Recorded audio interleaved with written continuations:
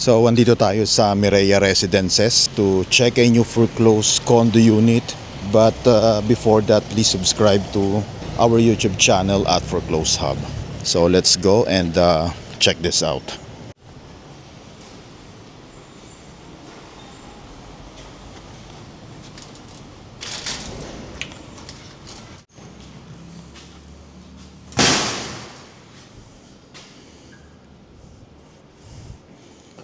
So this is the unit, Alea building, 56.5 square meters, 2 bedrooms, around 4.7 million with parking.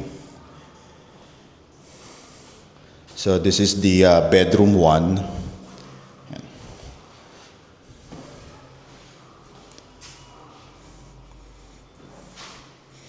So medyo madumi lang siya, maalikabok. And then this is the masters or the primary.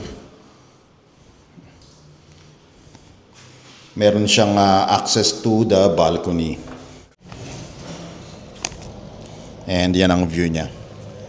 Facing, ano ba yan? Barangay area yata yan, neighborhood. Yan. Medyo malaki yung ano niya, balcony niya. Upper ground lang tayo, kaya madali lang maglipat ng gamit.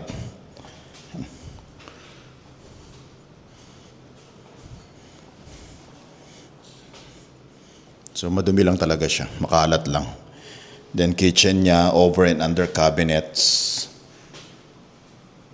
This is as is where is upon turnover and available in cash or at least 30% down payment and then 70% balance in-house and bank financing plus taxes and fees. So bathroom niya very spacious. So again, if you are interested to make an offer and schedule a property showing, please message us directly. So andito tayo sa Mireya Residences.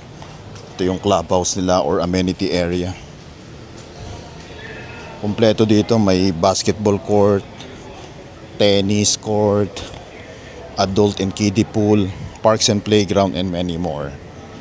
And malapit din po siya sa Eastwood, sa Bridgetown or Opus Mall, sa Marcos Highway, along Amang Rodriguez Avenue, Pasig City. So meron tayong mga foreclosed units dito for as low as around 4 million. And then meron po may mga parking around 5 million and up.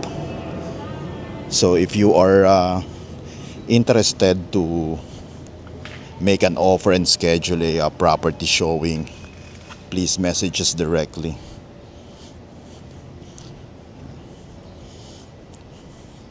So ang ganda ng mga amenities nila dito.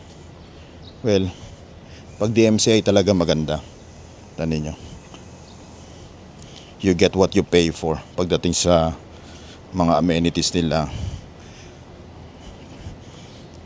And well maintained lahat. Tanin nyo naman. Yung basketball court dun sa may kabilang building. Ito yung parks and playground nila. Diba? Ang ganda.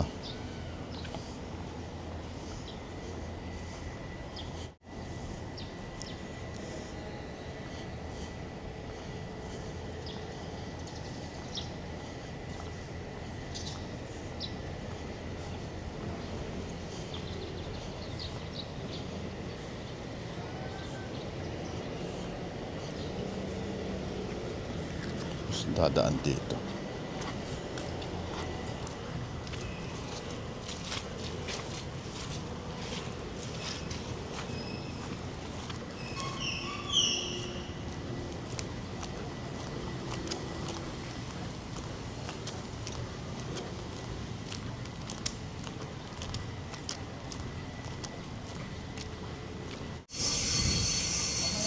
basketball court nila.